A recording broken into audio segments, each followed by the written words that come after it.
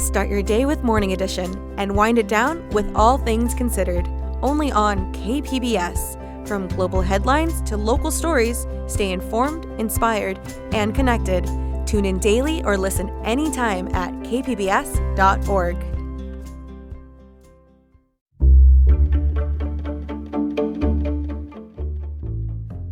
Good morning, I'm Lawrence K. Jackson. It's Tuesday, January 20th. More than a quarter of San Diegans don't have enough to eat. More on that next, but first, the headlines.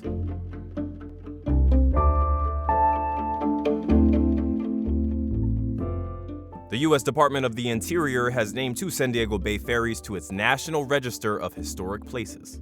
The Silver Gate, built in 1940, and the Cabrillo, built in 1964, are both still in operation today. The Silver Gate began service just before the U.S. entered into World War II. It began as a transportation method for those traveling from San Diego to Naval Station North Island on Coronado.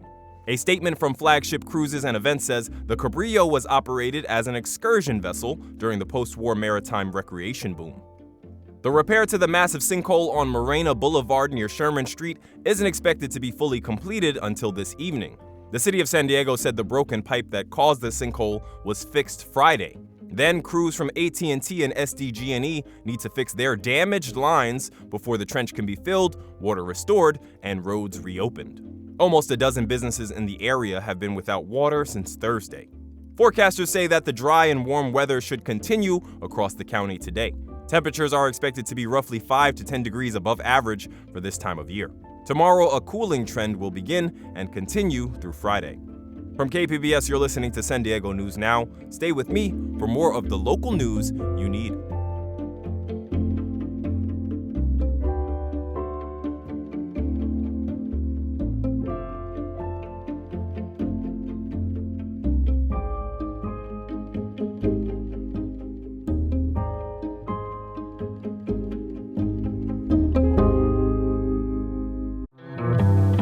From El Centro to everywhere, we're Voices del Valle.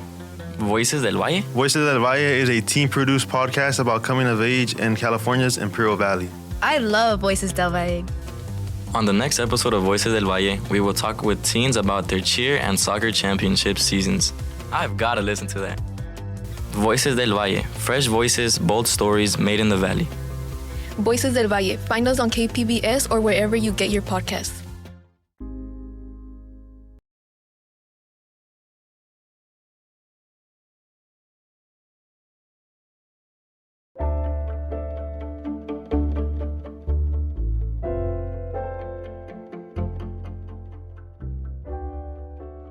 Food, shelter, and medical care continue to squeeze San Diegans' pocketbooks. In fact, they still pay some of the highest costs in the country for basic necessities. As a result, more people are going hungry, and a local economist says there are signs of a weakening local labor market.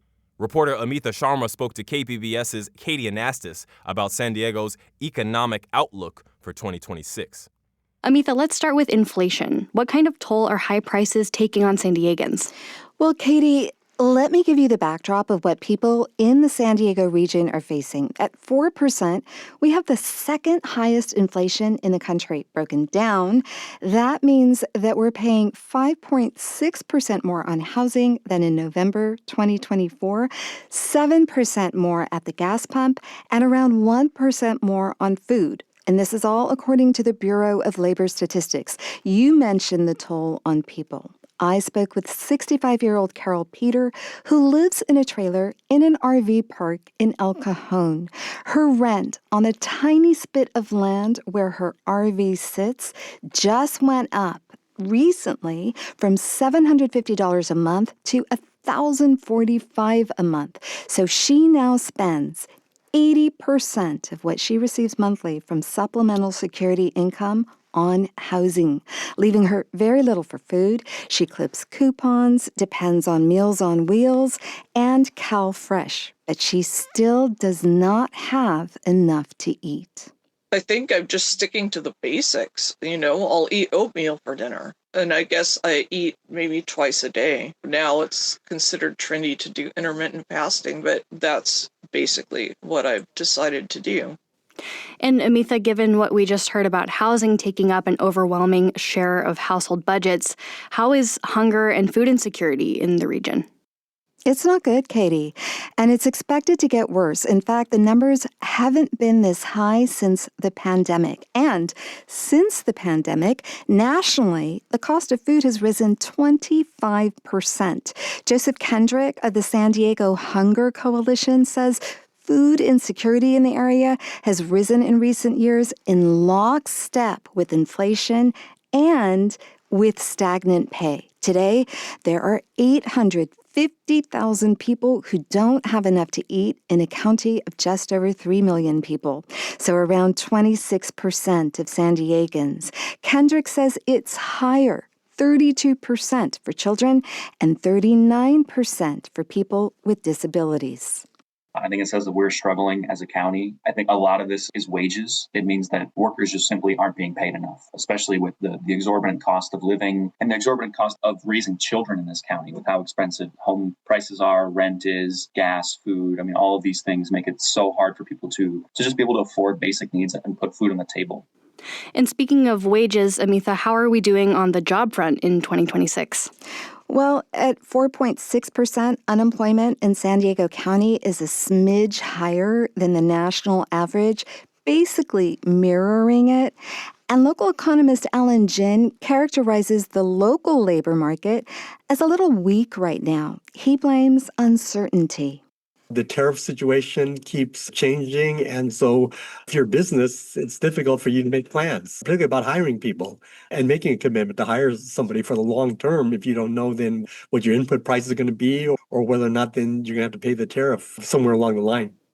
And Katie, I do want to add the Bureau of Labor Statistics releases inflation figures for local metropolitan areas every 2 months, nationally every month. And inflation ticked up just 0.3% across the country in December, 2.7% over the last year. Nationally, inflation spiked for energy, medical services, and housing. We've seen those same spikes right here in San Diego. Amitha, thank you. Thank you, Katie. That was Amitha Sharma speaking with Katie Anastas. The reporting was made possible by the Public Matters Partnership. Find out more about Public Matters online at kpbs.org.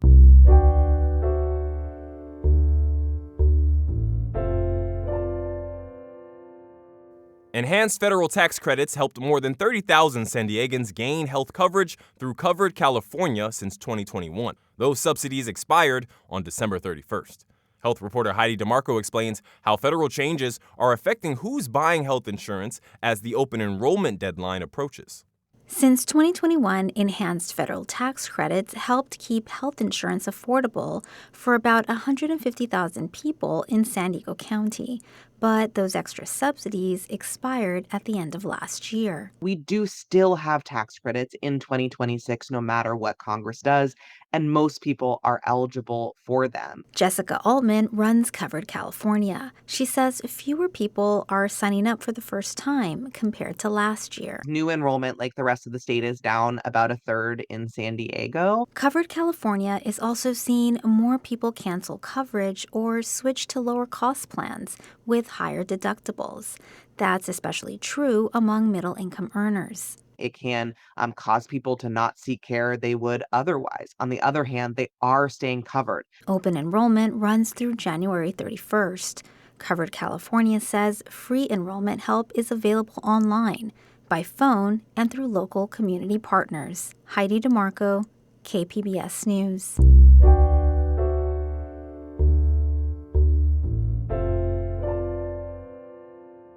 The All Peoples celebration each year recognizes community leaders for their work. Organizers say even though there's a renewed sense of urgency for activists, this work is constant. Reporter Andrew Dyer was at Monday's event and brings us this report. Singing, dancing, and drumming.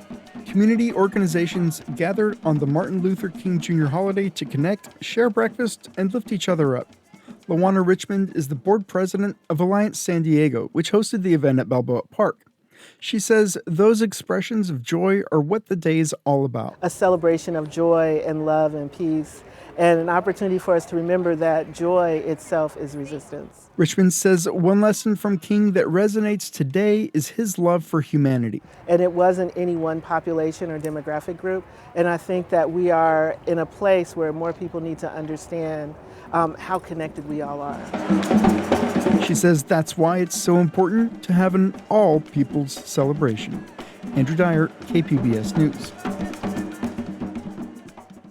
KPBS was one of the event's sponsors. The KPBS News operation maintains editorial independence from KPBS executives, SDSU, and corporate underwriters and donors. After millions of gallons of sewage spilled into San Diego over the last few days, federal officials say the flows have stopped. The cause was a major sewage pipe collapse in Mexico last week. Environment reporter Tammy Murga says this has since been repaired. The stench of raw sewage penetrated Bobby Otero's Nestor home last week. This wasn't the first time. When it's really bad, I feel like I can taste it. You're coming down the street a half a mile away and you've got your windows down because it's a beautiful San Diego day and it's like, oh, there's that odor. Federal officials say beginning Thursday, about 11 million gallons more of untreated wastewater gushed into San Diego each day. The Insurgentes wastewater system in eastern Tijuana had collapsed, sending untreated sewage into the Tijuana River. Philip Musigas says this latest spill calls for an urgent end to the sewage crisis. He's with the nonprofit San Diego Coastkeeper. We need more attention and more action on the part of Mexico. Also last week, congressional leaders announced securing nearly $3.5 million to remove trash from the Tijuana River Valley. Tammy Murga, KPBS News. Late musician Rick Froberg found national acclaim as a rock star. Arts reporter Julia Dixon Evans explains how a new book explores a side of Froberg not everyone saw, his visual art. Saw the band stuff. He was the artist for all of his band art, all the bands. Rick Froberg died in 2023 at age 55. Known for his bands Drive Like Jehu, Obits, and Hot Snakes, the news shook the local and national music scenes. His musical journey was one of those rare made-it stories. And through all of his musical success, he was always making art. Rick started drawing as soon as he was old enough to pick up a pencil, and he really never stopped.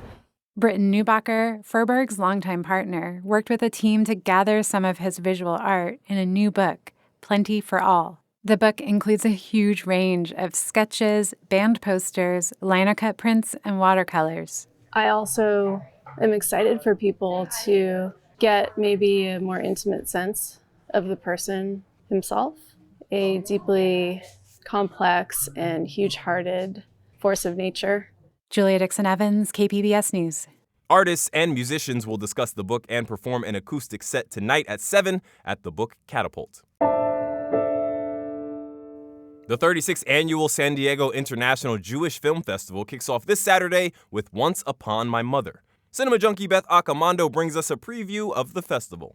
For more than 3 decades, the San Diego International Jewish Film Festival has celebrated Jewish culture through film and used cinema to inspire, entertain, and foster connection. This year, the festival arrives amid continued tensions in the Middle East and increasing political unrest in the United States. Several films highlight women whose passionate activism might be just the motivation we need right now.